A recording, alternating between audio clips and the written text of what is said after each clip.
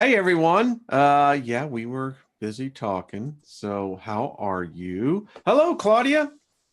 How are you I'm, doing? I'm very well, thank you, Wayne. And how are you? Doing well. So everyone else, I think you know that this is the Physicist and Philosopher Mhm. Hour. Yes. And the physicist is Dr. Claudia Albers, and the philosopher is me, myself, and I. So, so Claudia, how was your week? Very busy. I had lots of writing to do. I had lots on my mind that I wanted to write about, and I just couldn't get to it for a while because I was immersed in articles that took a long time and a lot of thinking. So eventually I cleared the backlog and I got through most of it. So I'm quite Wow. happy. That sounds productive. Yeah.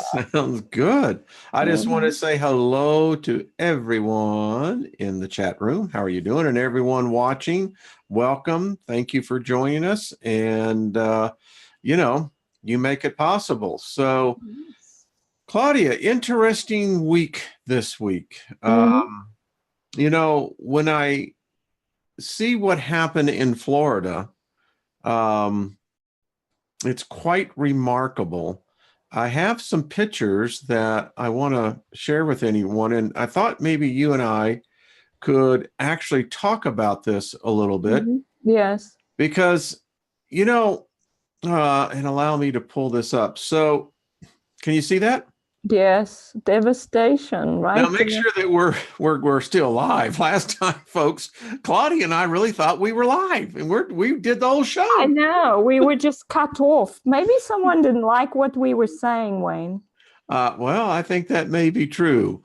Yeah. So this is going to be one of the most unusual weather events in, well, if it isn't in world history, it's definitely going to be in, I would say, the North American history. This thing, Claudia, it literally, where most of these storms have a barometric pressure that would rise as it gets closer to the shore, this one went down.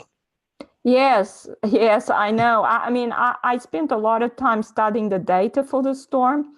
And to tell you the truth, it may have been different from what we've had before, but it's actually something that we are, I think, going to get a lot more of in the future because I actually understand what caused it.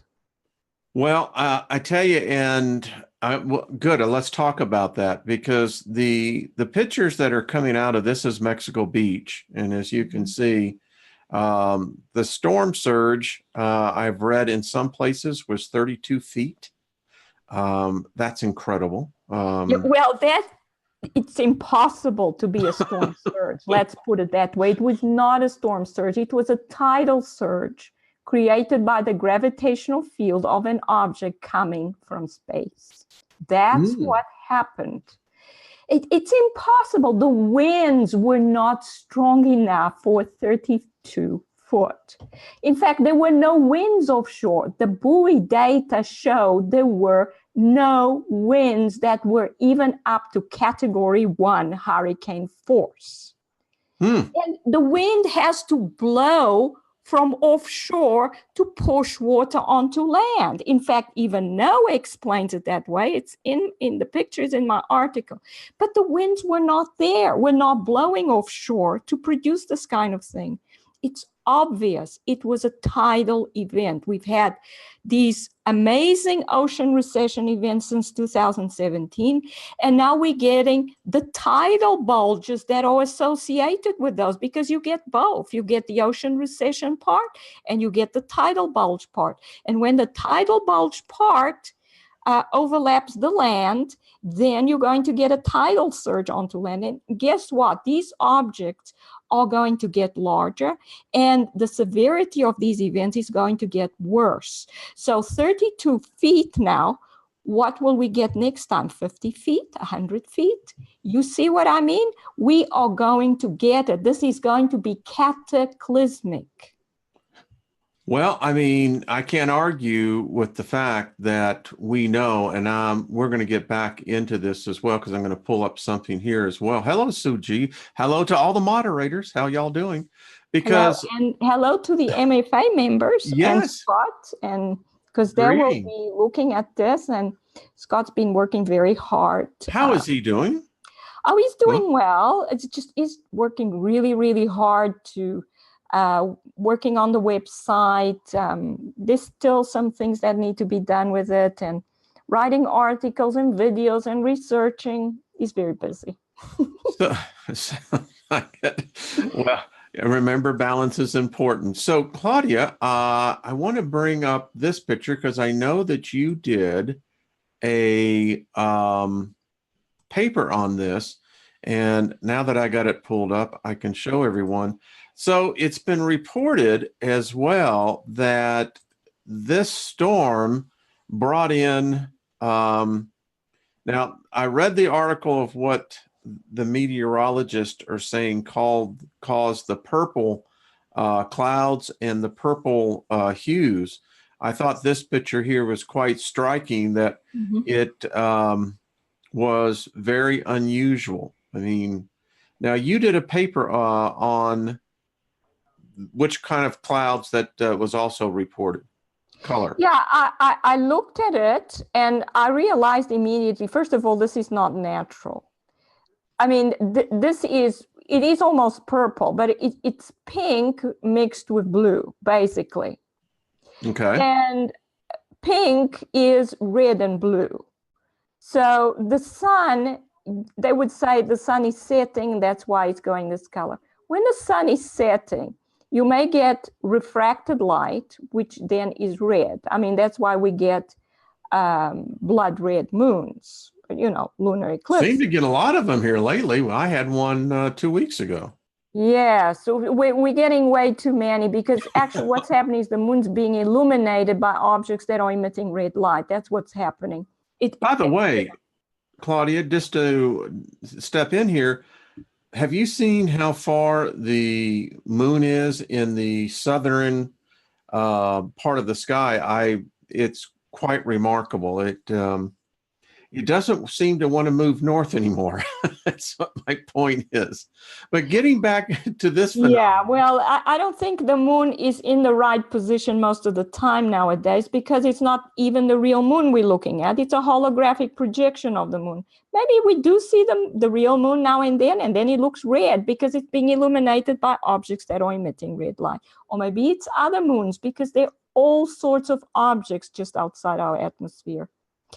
But anyway, getting back to this, first of all, I actually, when I drew the diagram, I realized that we should never get anything but white or gray clouds. Mm-hmm. That is, if the only light we're getting is from the sun. We should never get anything else because what happens is the sun is supposed to emit white light, which is a mixture of red, green, and blue. Mm-hmm. But then the atmosphere scatters the blue. That's why the sky is usually blue. It's supposed to be blue, and the sun yellow. When you put the two together, you get back the white light. So what you get illuminating the clouds is the yellow light coming directly from the sun and the blue light coming from the sky. And they both combined in the cloud, so the cloud looks white. When it's sunset, and this can only happen after the sun is set, then, or very, very close, the sun may look red, but then you have, and it looks red because the green light has been removed by the atmosphere. It's been scattered by the atmosphere. So now you get blue and green from the atmosphere and red light directly from the sun. Again, the combination gives you white. That's what's illuminating the clouds, so the clouds should look white. When there's too little light, then the clouds will start looking gray. Or if they thick clouds, they look gray because not much light gets right through it. But either way, we should always have white and gray clouds. So the fact that we have even red clouds is not even normal. I mean, you could argue slightly that once the sun has set, but only once it has set, then and it must be way down because the clouds are at high altitude, then only refracted red light gets to the cloud. But then the whole sky would look red, not just the cloud, because then there would just be red light all over the sky. The moment there's blue light coming from the sky, then the cloud should not be red anymore.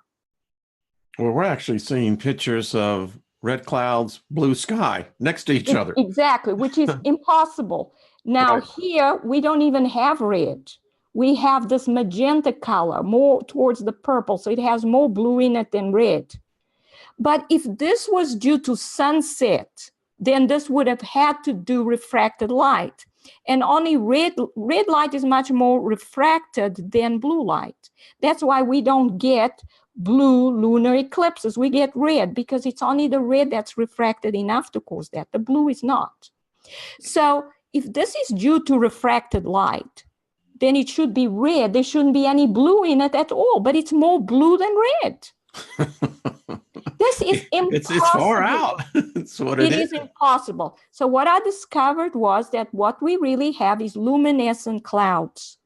The clouds themselves, I mean, these objects do emit this light. Go ahead. They do emit this. They do emit this light, this pink light, sometimes orange, very strange colors. That's all to do with the energy absorption process, which causes, first of all, cloud condensation because the water loses energy. And when it loses energy, it condenses into clouds. And then the energy absorption process, because this material is low in energy. And when you put high energy materials or low energy materials, energy flows out of the high energy to the low energy. So that means that these water clouds emit light because they're losing energy to the stellar core matter. And that's why they emit these strange colors of light. The pink, the orange, the red, the blue. Sometimes you have blue. I even show the picture where you have pink clouds in the background and blue clouds in the foreground. There's no way this is even caused by illumination. The only way you can cause that, you can produce that, is if the clouds themselves are emitting that light. You could even see a blue cloud where some parts of it are more blue than others. Some parts are actually pink, some parts are blue. That's the cloud emitting light. These are luminescent clouds. What's causing the luminescent clouds? A large amount of stellar core matter coming into the atmosphere. Here you go, Claudia. I found the article, right? The one you wrote. Yeah. Okay, so yeah, let's that's get in exactly the picture that I looked at. As you can see, that's a blue cloud. And in the foreground, we have pink clouds. How is this possible? You cannot have the blue cloud being illuminated by blue light. Where's it coming from? It's below the pink clouds. You would have to have blue light coming from the surface, and that's not happening. And parts of it are pink and parts of it are blue. So this is the cloud emitting light, because this cloud formed around stellar core dust. And the dust is absorbing energy, so the cloud is giving off energy. And this energy is in the form of photons. It's light. That's why there's light coming off the cloud. Now, I know you have another one right here. So, well, I'd show that where the stellar core debris comes from, all the dust comes from, because all these objects have come to the sun. They filled the inner solar system with dust, and this dust is continuously coming towards the outer planet. So there's a continuous amount of this dust hitting our atmosphere, entering our atmosphere, and causing these effects. That's why we have pink clouds, red clouds, blue clouds, orange clouds, because of this matter continuously coming into our atmosphere. Now, what happened here was a stellar core came into, actually it was a group of them, because the larger one produced the tidal effect. The large gravitational field of it produced the tidal bulges and probably a hollow in between. And then there were other ones. A smaller one will produce the hurricane itself, And then even smaller ones would produce tornadoes or water spouts. But the ones that produce the water spouts, they come out to what I call the critical minimum distance, where the wave pattern that they form turns into a vortex.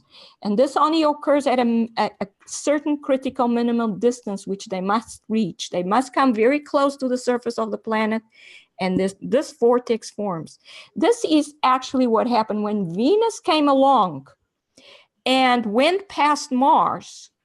It came so close that this vortex formed between the two planets, and Venus was larger.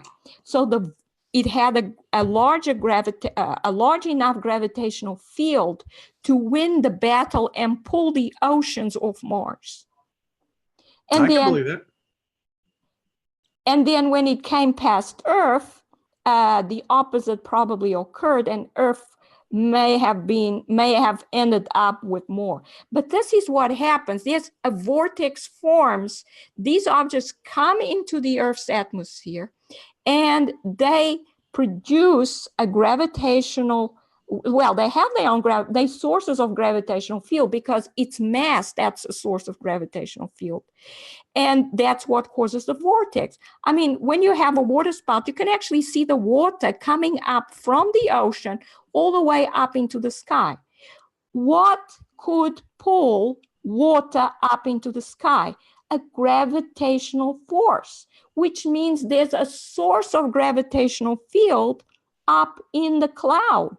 And a source of gravitational field is a mass. You have an actual stellar core, probably quite a small one, inside that cloud, exerting a force on the ocean, a gravitational force, and forming the water spout. That's what water spouts are. They are gravitational vortices.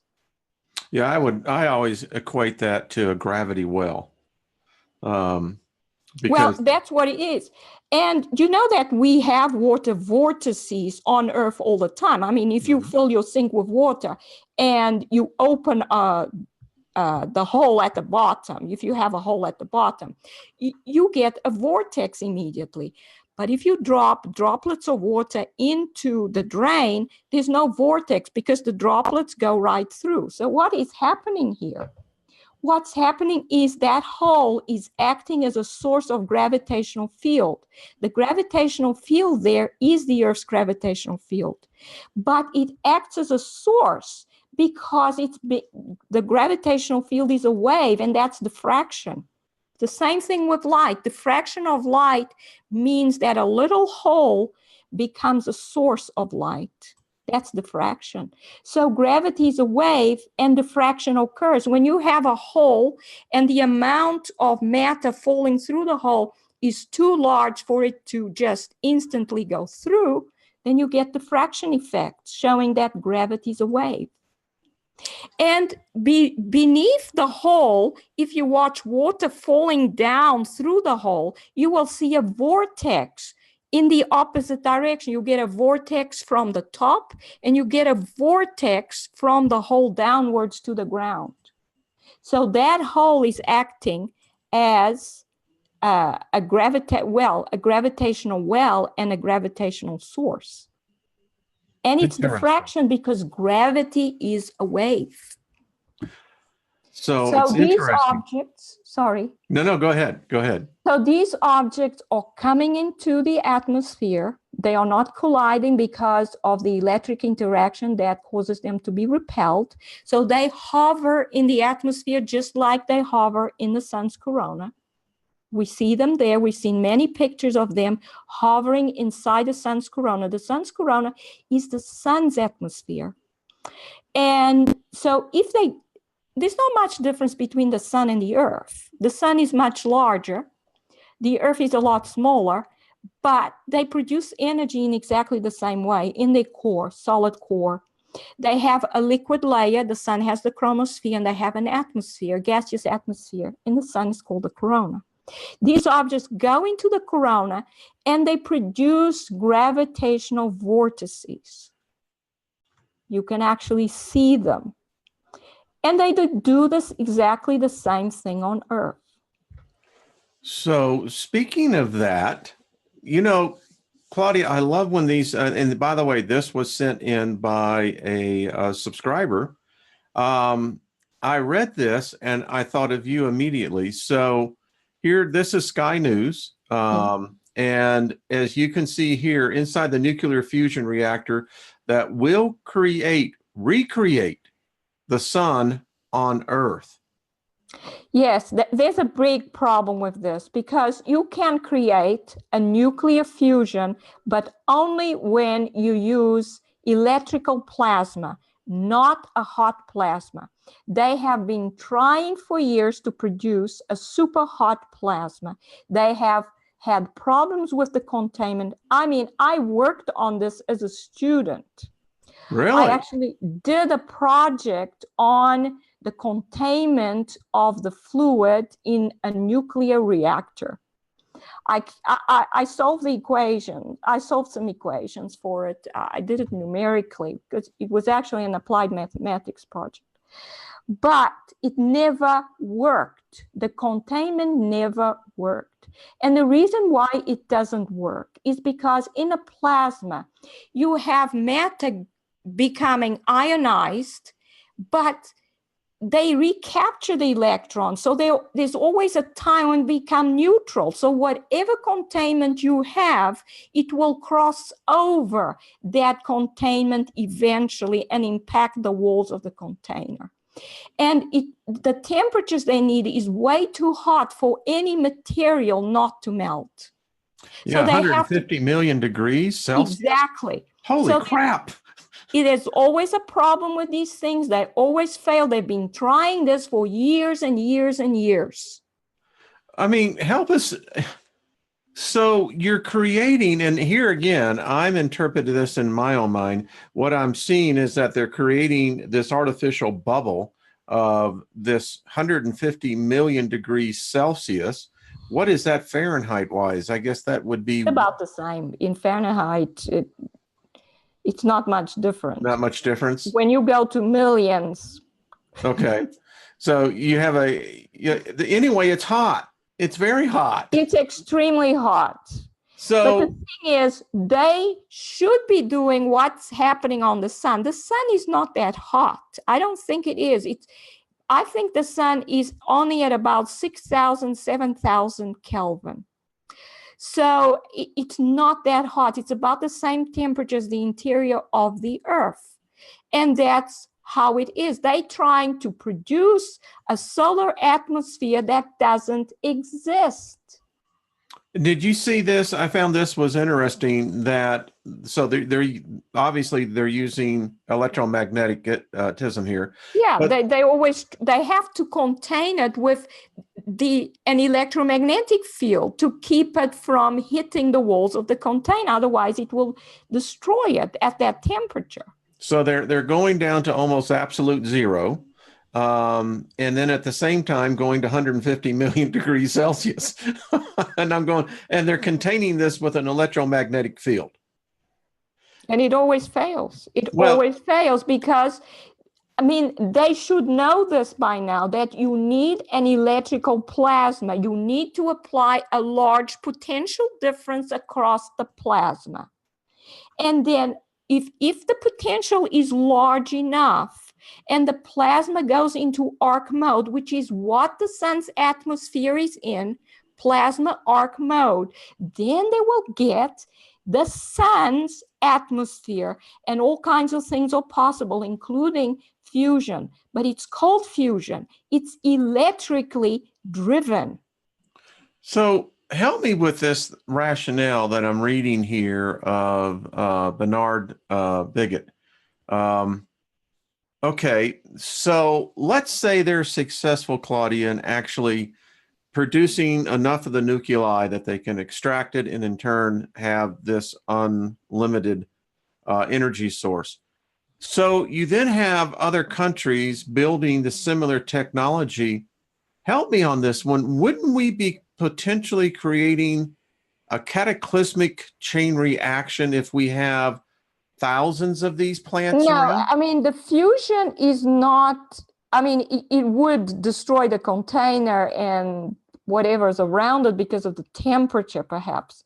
But it's not dangerous in terms of radiation, let's put it that way. If they have the correct elements there, it shouldn't be emitting gamma rays. What about the heat? I mean, the heat will be damaging to whatever materials are around it, but when it makes contact with these materials, it will cool down quickly. It also depends on how much of this material they are using. Okay. You know, if it's in very small amounts, they may be able to manage for a little while. But the problem is when they make it full size, it never works. Well, you know, so somebody's spending a lot of money. The problem is actually with the fission. The fission, there's always radioactivity, which is very damaging. But one of the articles I've just written is the fact that these objects are actually attracted to radioactivity, because that's where the energy comes from in the core of planets and stars. It's from fission. We have unstable nuclei in the core of these planets, and as these unstable nuclei decay, large amounts of gamma rays are emitted. And these gamma rays are what power the planet, actually, what powers the energy generation on the sun. So this is what actually powers planets. So these objects are old stars, they're dead stars. They no longer have enough unstable nuclei to generate their own energy. But they still seek that energy. That's the energy they need. That's gravitational energy. Those are high energy photons, which when inside particles create the gravitational field.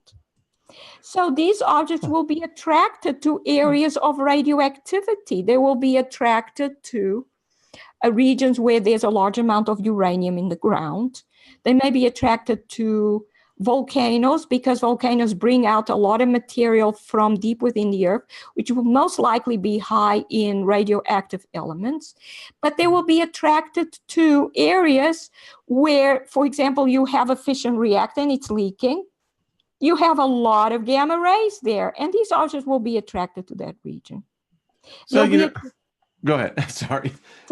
I keep on the fact that we're talking radiation and, we use the word containment, but Fukushima is a good lesson for all of us to remember that you can't always keep something contained. And I just found it interesting that this storm came through a track. There were a number of nuclear plants that were there. And then we get stories like this, explosive breeding of frogs literally dropping out of the sky. Oh my goodness. So, but you were talking about something here. So I pulled up a number of articles. Here we have Mount Etna warning, British holiday spot. Now they're talking, the tsunami that will happen if this volcano collapses. Mm-hmm. So we have this article. Then, by the way, I'm going to send this to you. This is a white paper, Claudia, in how, interestingly enough, the cosmic rays are in fact having they reduce the memories in the hippocampus. That's interesting, yes. Yeah. Maybe that's why a lot of people are having problems with their memory. What is that, the short-term memory? No. Yes, that's where it is. And that's where dementia is. In fact, there's an article that's on here. So, Claudia, here's one for us. We're having now, Hubble is shutting down. Yes, I heard about that. And Chandra as well. Chandra is shutting down. What's going on here? Well, they don't want us to see what's out there. I mean, like I said, we have these objects coming in and causing these events on the surface of our planet. There are hurricanes all over the place. They try to cover them up with these artificially created storms that never quite make it, because the winds they produce are never high enough, and they never produce complete cyclonic rotation like you would expect from a hurricane, because it takes a gravitational field to produce that. So they can create a lot of rain through cloud seeding, but they cannot create the hurricane offshore. These objects are coming straight down. onto a certain area. Why are they attracted to that area? Is there a military base there? Are there power stations there? Or a lot of typhoons going towards Fukushima? Maybe we should look at that. So what do you speculate's going on here with the telescopes? I mean, is it an increase of radiation? No, they just don't want people, scientists, to realize what's out there. There are so many objects now arriving at Earth. I mean, it started with, I think, that observatory, which they shut down. Probably they saw something, or they realized what was going on with the sun. They don't want, well, these telescopes are not pointed at the sun, but that observatory was. It was a solar observatory. So most likely they noticed something, because if you see, when this whole lot of dust comes in, the simulation of the sun in the atmosphere often fails. So when that fails, then the illumination by these objects becomes very obvious. So that's the first thing. But if you have a solar observatory observing the sun, and one of these objects comes close to it, and the sun simulation fails for some reason, people will see there's something very wrong, because maybe there's no sun there. Well, I have a friend who works in Alabama, and he simply said, you need to look into why they're failing. And it's been pointed out towards me, there's something affecting the instruments, particularly in this case, the gyroscopes that are in these aircrafts, these birds that are up there. Well, that's a possibility of all these objects coming towards the Earth. There will be definitely electrical effects. There will be electrical interactions. Wouldn't there be electromagnetic as well? Definitely. I think our ionosphere is at the moment super, super hot because of the interaction between the ionosphere and these objects. It's super ionized. It's super hot. Our upper atmosphere is not cold. It's super hot because of these objects. And what happens is these actually discharges are going on between these objects as they approach and the ionosphere. So if these satellites get in the way, they'll just discharge against these satellites. So maybe why they're putting them into safe mode, to safeguard them perhaps, or maybe because they actually are getting hit by these discharges. My friend is a pretty good engineer, and he's not one of the guys that would actually go, for the conspiracy, but it's his contention that it's getting crowded out there. And this is something that's happening. All right. Well, it's definitely crowded up there. It's definitely crowded out there. So what is the Chinese doing now? I mean, we're seeing the emergence of Project Aurora. We're seeing for the public is now beginning to see what I think, and this is just my opinion, the next generation of propulsion. And here in the case with the Chinese is a hypersonic nuclear aircraft. So we're seeing more and more. I've seen a lot of programs out there giving a lot of speculation on this. That does not look right to me at all. That, you see what they do, that every time some of these objects come into the atmosphere, it's either Japan that launches some kind of rocket, then that produces these amazing effects in the sky. Or it's the Chinese testing some aircraft. Why would they test an aircraft that would be so visible to the enemy that it creates that kind of effect in the sky? No, this is these objects coming into the atmosphere and producing reactions in the atmosphere because of the energy absorption process. And then you get these kinds of effects. I've seen them before. They say, oh, it's a rocket. A rocket just got launched, and I mean they've been launching rockets since the 1960s. They never produced luminescent clouds before. Now suddenly the rockets are producing luminescent clouds. Well, they're Please. using, it's either they're using, because fortunately, I saw enough of the space shuttles. My dad worked for NASA, and so he actually witnessed the Saturn V go off, which I'd love to have seen that. But the point is are we seeing something that is, Claudia, is a new propulsion system? I don't think it's a new propulsion. They probably have new propulsion systems, but this is not a propulsion system. This is stellar core interacting with the Earth in the Earth's atmosphere. That they produce these cloud patterns. Very interesting. Here's That's what one they do. I found very interesting is we've lost apparently most of the old ice. Yes. And do you know why? Because it's the same thing. They are trying so hard to find a reason why we're losing the ice. Some of the ideas are so ridiculous that they will say, oh, we're going into an ice age. That's why we're losing all the ice. But what is actually happening? And it's nothing to do, and they think, oh, it's a cycle of the sun. The sun is going to grand solar minimum, so it's a cycle. No, this is not the cycle. The sun is dying, and the sun is not dying because it decided to die. It's dying because of the Planet X system of stellar cores that have been interacting with it for something like 5,000 years now, because that was when comets were first observed. This is when these objects started coming in and absorbing plasma from the sun, and it's held off for 5,000 years. Now it's dying. Now, but the solar system is full of these objects, and the sun is dying, so more and more of them are coming to the Earth to absorb the Earth's energy. As energy is absorbed from the Earth, more energy is generated in the core. It comes out through the layers, heats up all the layers. So what happens? The ocean is getting super hot. And when the ocean gets hot, the ice melts. Isn't it logical?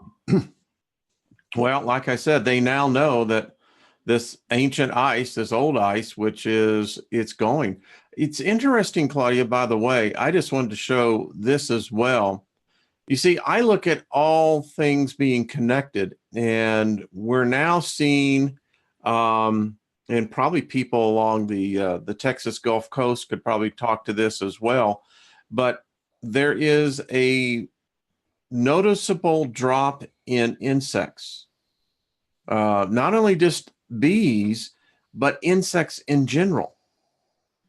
So yeah, well, I'm not surprised about that either, because even what they are doing to try and hide the truth from the population on Earth would destroy the bees. The chemtrails are highly toxic. I'm sure they're toxic to us. They're even more toxic to bees. I think they would be. Are very sensitive. Yeah.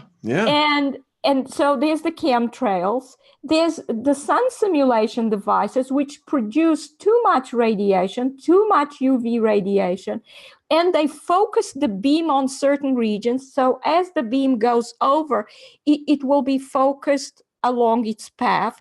And if it happens to hit a bee, it's going to destroy the bee.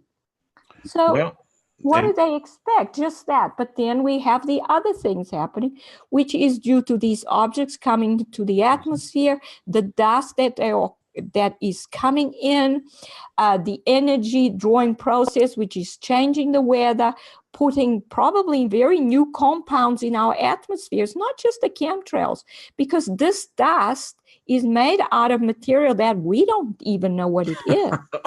Listen, if they're spraying it, I don't want to be breathing it, but it's inevitable now. Yeah, but they don't even want to tell us that this dust is coming in, much less tell us what's in it. It's crazy. So here's one I found. The imminent earthquake warning of, and Claudia, I always look at these from the media, when you start seeing multiple sources talking about earthquakes, mega tsunamis. To me, they're giving us clues. They're saying, hey, folks, you need to be paying attention to this. So this was like the third article in a week that I come across around the world. Now they're talking about it on the West Coast.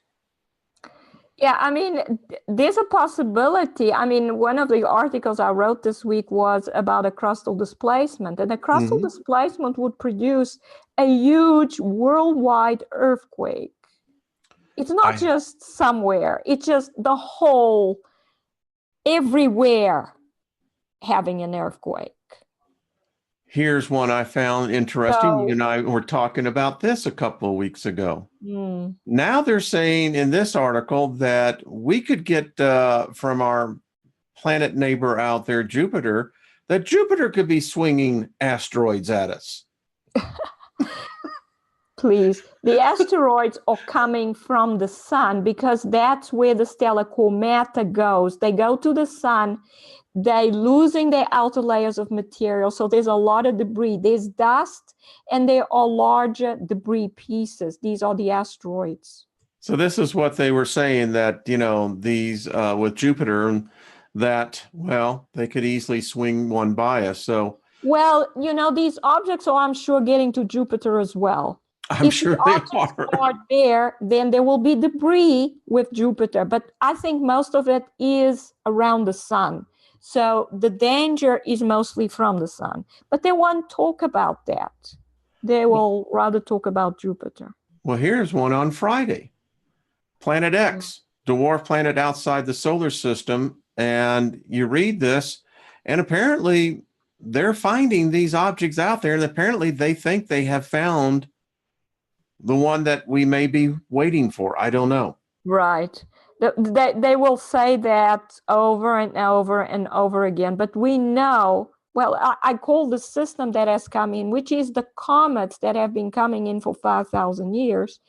But these are a lot of them are sun-diving comets, and they end up in the sun's corona. They're not destroyed. They're still there. And some of them will keep going around the sun in a very elliptical orbit, going into the sun's corona now and then. And I've written about that as well. That's what Planet X is. Maybe there are more out there. Maybe there are more coming in all the time. But that's where they're coming. They're coming to the sun. We're going to find them here, right here, if we look at the sun. You mentioned about gravity in waves, and I found this one. And again, I always think about our conversations, and I go, it's so often, you know, what we read from your papers. Claudia, I think people are listening to you. Now, last week, and I guess we're still live. I'm hoping that we are, because last time at this point. Yeah, we're live. It says live. So we were talking about the 5G network, and I wanted to cover this again because I think this is really important, Claudia. And then we're going to go back to a couple of your white papers to go through. This is the one I wanted to get out to everyone, is that as they turn it on, LA, you're the new one. They flipped the switch over for you guys. I want people to understand that what 5G is, and it's exactly the same wavelength that they use for brain suppression. You and I talked about this last week, Claudia. This is not good, folks. I mean, if you go and you read this article, you can see that, yeah, this is the same thing that they do for mind control. And you can just see it, you can read it right here. Yeah, that's not a good thing. But also, it seems to be more energy. So a higher frequency, more energy. So it's very damaging. But I think one of the reasons why they may want to come out with 5G is because they're increasing the amount of stellar core material coming into the atmosphere is going to start affecting cell phone networks. Ooh, so they'll start failing. So this may be one of the reasons why they want a higher frequency and more energy to, you know, overcome the effect of the stellar core material coming into the atmosphere. Well, this is the one that really just got me. This wavelength, folks, they just say it right here. It interacts with the human skin and eyes. Yeah. I don't know if you're. Well, they are looking to, because I mean, what they want to do is become God, and Yeah, yeah, they God do. reads people's minds, and Yeah. so these beings don't have the same abilities as God, but they want to. But what are they going to do? They're going to do it through technology. So they're going to want to control the mind. It's not just reading the mind and letting you decide. No. They don't want, they want to be like God, but not a good God. That the decision's not going to be yours. We're going to control your decision. Good God, y'all. So, but right here, this is what really got me. And I did not know this, but apparently on our skin, this epidural, is that it's actually antennas, Dr. Albers. They Wow. call them helical antennas. Uh-huh. So And they're going to read all your signals, whatever's happening with your body through it. Yes. And that's what they said when exposed to these wavelengths that are put out there by these devices that employ the 5G. Folks, this thing is getting sucked right into us. I just thought I'd kind of point that out. So we are still alive, aren't we? Yes, I think we are. So, it's getting crazy out there. It truly is. And it really is. I have thought if we have time that we could go back to one of your white papers that you did. And this is the one that really got me. So can you see this one? Oh, yes. Is Earth in imminent danger of a crustal displacement? So this is interesting. So basically, because we have more and more of these objects coming in towards Earth, don't forget that these ocean recession events were not seen until 2017. That means that larger objects started arriving at Earth orbit in 2017, and their size seems to be increasing because the effects seem to be increasing. The hurricanes are getting stronger, they're getting more numerous, they're getting more severe. So that means we can expect larger and larger objects to come to Earth. By the way, I just want to add, Claudia, we're seeing land canes. We're seeing storms that have all the characteristics of a subtropical water system. So I just wanted to point that out. We had such an event here in Colorado. We literally dropped 54 degrees. Wow. And it had the same characteristics as a storm. So pardon me, as I just wanted to point that out. Yeah, that's amazing. So we can expect these large objects to come by the Earth. And what do they produce? They produce tidal bulges or tidal waves. The tidal waves in the form of a ring. So that's actually a cross section. So you see both sides of the ring. That causes those tidal bulges. So as the object comes by the Earth, if it's moving quite fast, then the tidal bulges will move with it. So you get these two huge tidal bulges following this object. But the Earth has two liquid layers, the ocean on the surface and the molten rock layer inside. So these tidal bulges will be produced not only on the ocean, but in the molten layer. Now, so you're not necessarily going to actually get those bulges like that if it's pushing against solid, but you're going to get friction at those points, huge amounts of friction. And as the tidal wave moves, that friction will cause the crust to disconnect from the core. And so the crust will move independent of the core. That's the crustal displacement. But that will jolt the crust to such an extent, and it will be jolted twice, basically, once it starts and once it stops. And that the earthquake that it creates will be so huge that it has the potential to destroy every single city on Earth. Just all the buildings down, erased to the ground. Wow. And here I show then that if we go back a little bit to that one, that's where the equator may be after such a thing. So you can see there's the United States, and the equator is now going right through the United States. Africa seems to be, you see, it's not that different, but Africa's tilted. Yeah. And the equator is now closer to Europe. Wow. Yeah, that's what it would cause. So the North and the South Pole and the equator will be in different positions because the crust moved independent of the core. And then when it stops, the magnetic poles will still be about the same position. Not exactly, because the crust does contribute something to the magnetic field. But the North and the South Pole and the crust will still be oriented with respect to the sun in a certain way, and the crust will be off that orientation. Interesting. Yeah. So then I explain what has happened, that since 2017, and I keep showing these pictures over and over again, but I have to indicate what's actually happened, since this had never happened until 2017. This is not normal.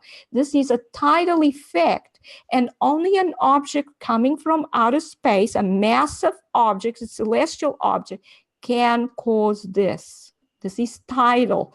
In other words, gravitational. That's a massive object closely approaching the surface of the Earth. Only that can cause this. Wow. So this is what's occurring with our planet. There's a strong possibility that, not just a possibility, this will happen eventually if the trend continues. Larger and larger objects getting to the Earth. We're seeing the gravitational effects already. A crustal displacement will happen eventually. You get volcanic eruptions at the same time.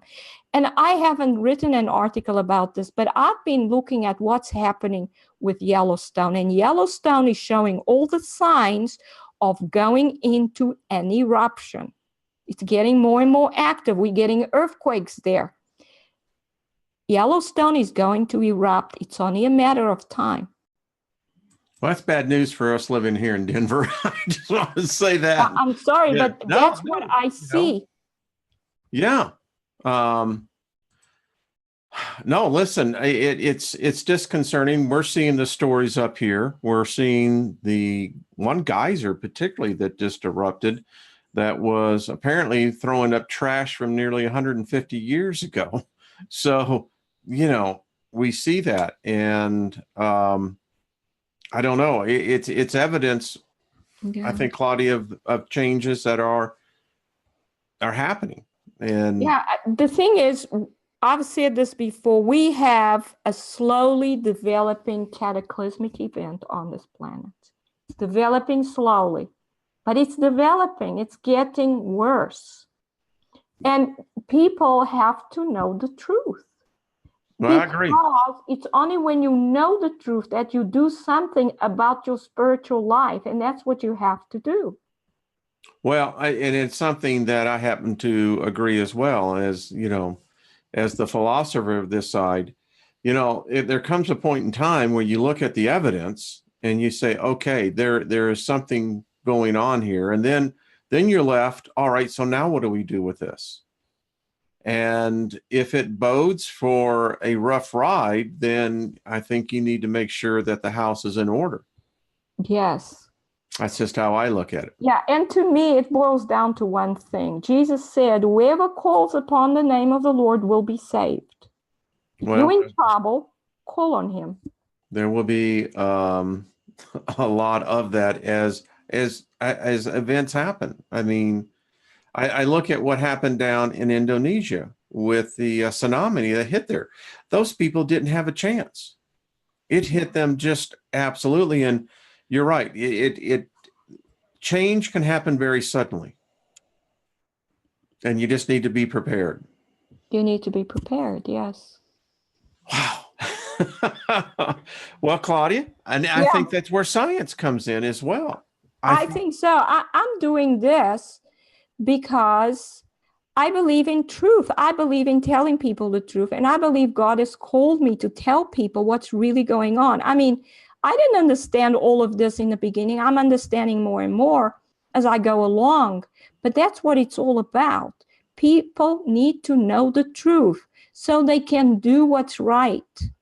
Well, I believe that they should have the access to the information and they can make their determinations in that. And like you and I have talked many times, I respect all beliefs and all religions. And I think that in the event, if it's your time or if there is something coming like a, I often think about, what do you do with a tidal wave? You don't have any time to think. It's going to hit you. Earthquakes, volcanoes, everything else. Yeah, the thing is, when a person is in real trouble and their life is in danger, the mind moves out of the way and the spirit comes to the fore. Whatever's in the spirit is what comes out. Now, you see, I happen to agree on, as you know, the teachings that I do during the day is focusing right on that. It's focusing on developing the spirit. Mm-hmm. Because as we transcend from this life into the next, and I was real interesting. I was reading an article in the New England Journal of Medicine. They have now actually, Claudia, identified consciousness leaving the body. Now, this is, to me, is exciting, is that when we're starting to pierce this veil, and so with all the science that you know, and as you look into the heavens, and then how it affects us here on this planet, there's another element that we can begin to rely on, and that is, in fact, that we are immortal beings. And that's what I think is pretty groovy. Mm-hmm.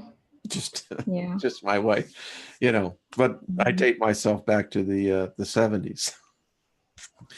I think what happens is we are in this reality, this three-dimensional spatial reality. It's almost like, when you play a computer game, you play the game as a character, you become that character, and when the game is over, you leave. Basically, this is what it is. We're in this reality, playing a game, learning things, but there's something we have to do. There's something we have to learn, and there's decisions that we have to make that will impact whatever happens to us afterwards. You see, ladies and gentlemen, as you just saw in perfect demonstration, the first principle that it's mentalization. The cosmos is mental. It's thought. Much like you were giving the analogy of a computer game. Mm-hmm. Yeah? Mm-hmm. So that's good. All right. Oh, I've never seen Claudia speak about her spirituality. Well, Rob, she is a very deeply devoted person. Well, Claudia, why don't you let me speak? You can tell people how you believe. Yeah, I mean, I'm not ashamed of the fact that I'm a devoted Christian. I have been since I was 17 and first year of university. I was a Christian before then, but that's when I became born again. And, and I had a child with cerebral palsy. She lived for 15 years. Life was very hard.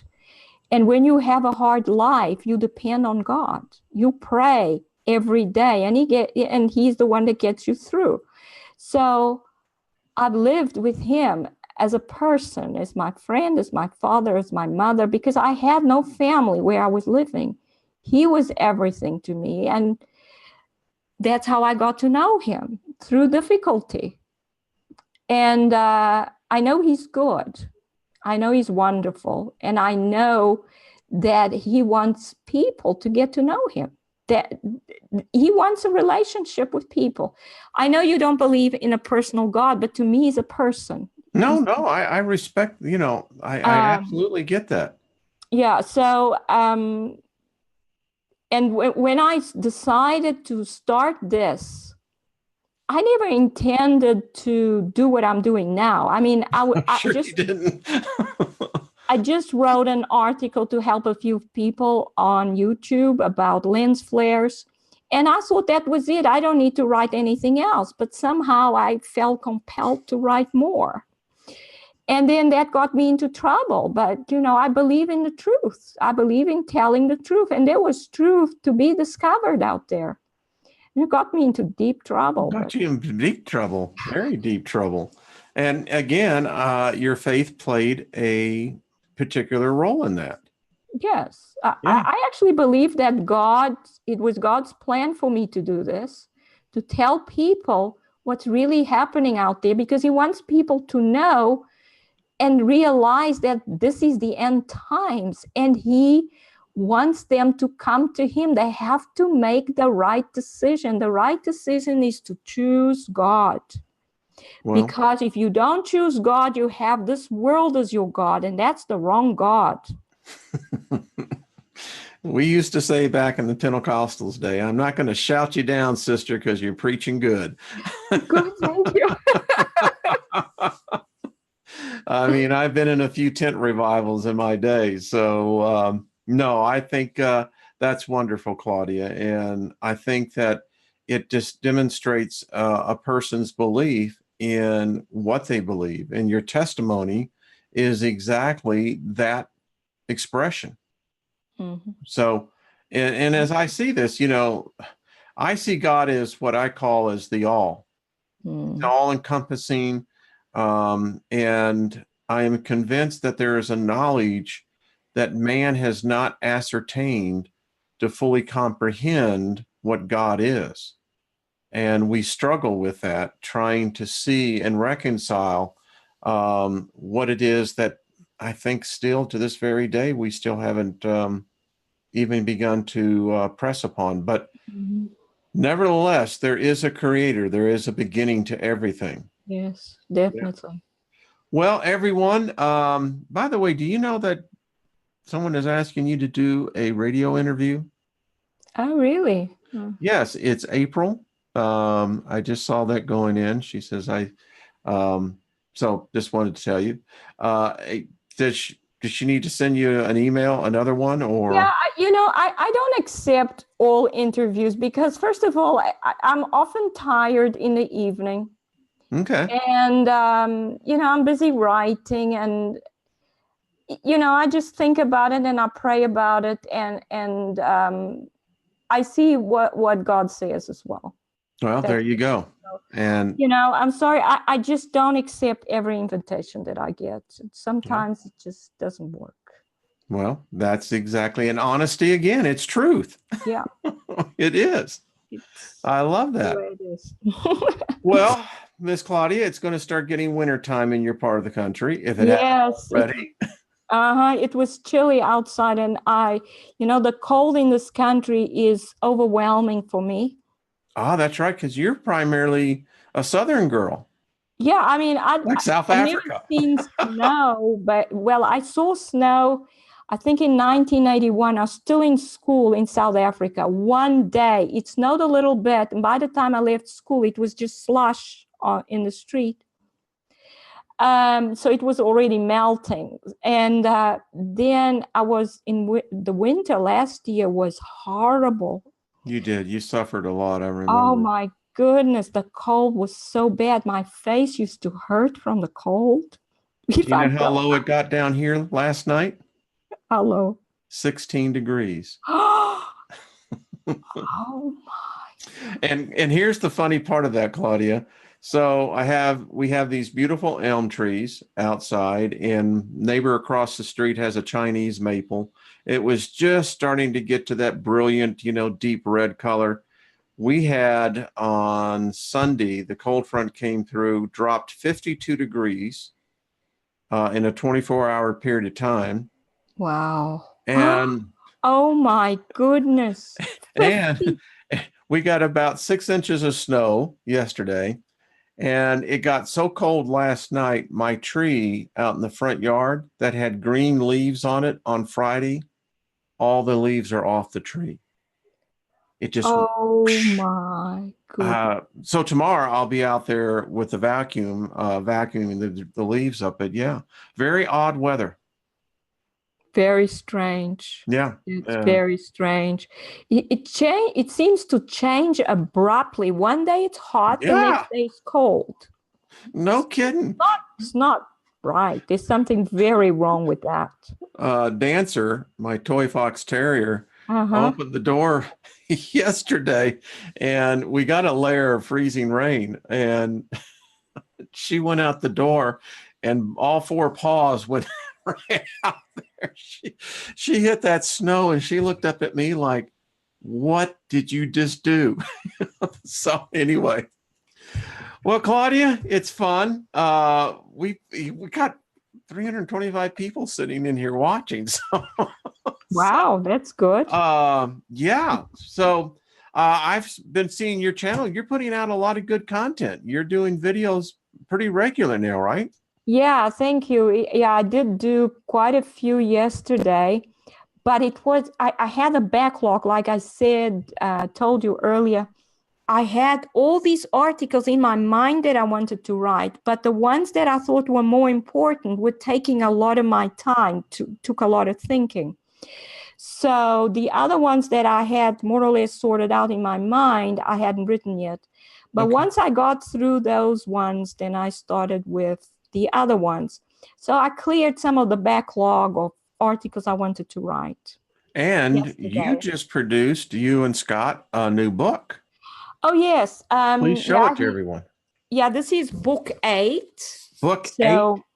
Yeah, Planet X in our solar system. I was actually very, very happy with this one. I selected the articles very carefully for this book.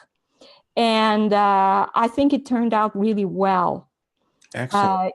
It does have some of my latest articles. And today I just prepared another one, a short one. It only has 6 chapters in it. It's basically about Hurricane Michael, all that stuff that I put a whole lot of stuff on that together in this book. It still almost looks like it's like, again, I think it's going to go down in history, one of the most unusual storms. Yes. Send me the link on that. Is it available on Amazon? Yes, they are. All the books are available on Amazon. I'll send you the link for this one. And once Scott has finished with the editing, he does all the editing and he puts it up and he publishes. Way to go, Scott. High five, buddy. Yeah, he does all that. It's hard work. It is. And so once he does that, I'll send you the link for that one too. Okay. And forever who wants the t-shirts, I'm going to see if we can get some hoodies. The Philosopher. Oh, yes.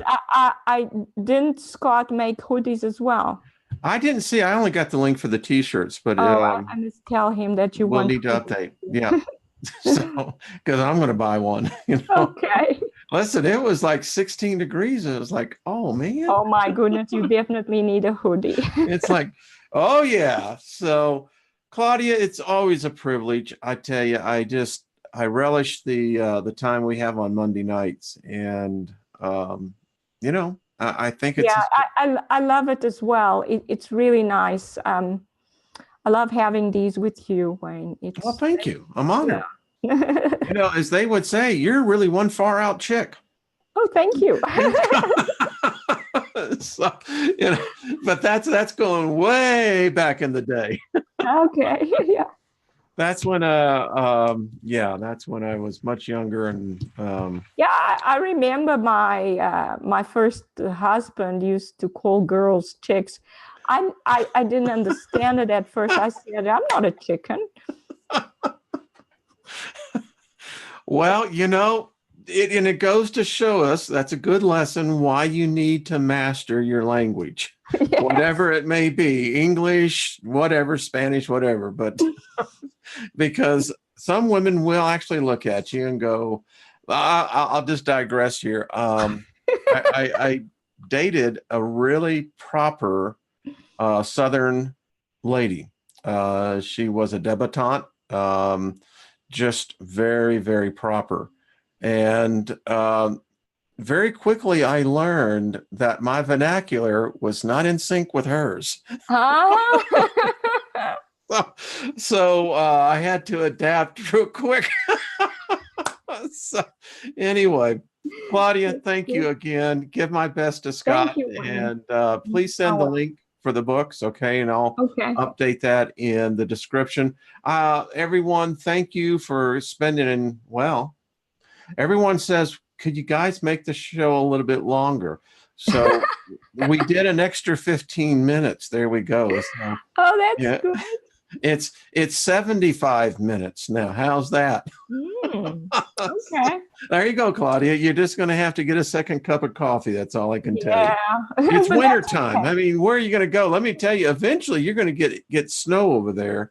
And, Yeah. you know, these Monday nights will become precious because you're going to say, I can't get the heck out of here. Yeah. All right, everyone, be good. Make sure to go over to Claudia's channel, subscribe, put on the alert so when she posts her videos that you can stay up to date. I just want to thank Claudette, Suji, Critical. I just could go here. There's almost 300 people, but thank you. Appreciate that. We'll see you again next Monday night. And Claudia, I'm going to go ahead and log off as well. And just have a great week and be good to yourselves. And Claudia, make sure you get rest, you know. Okay. Thank you. Do you burn the midnight oil? I do sometimes. I bet you do. And then the next day I'm a bit more tired than usual, but and then I realize I've got to go to bed earlier today. Yeah. And I try, but you know, writing is a driving force. It is. It is. I had a good friend of mine. She was a writer, and she always told me, she said, Wayne, I'm going to be dead much longer than I'm going to be alive. So shut up. So that's it, you know, and that exactly is the writer's passion. And we thank you for it. So everyone, Claudia, thank you. We'll see you guys again next week. And in the interim, be good, Claudia. We'll see you later then. See you later. Okay. Bye-bye, everyone.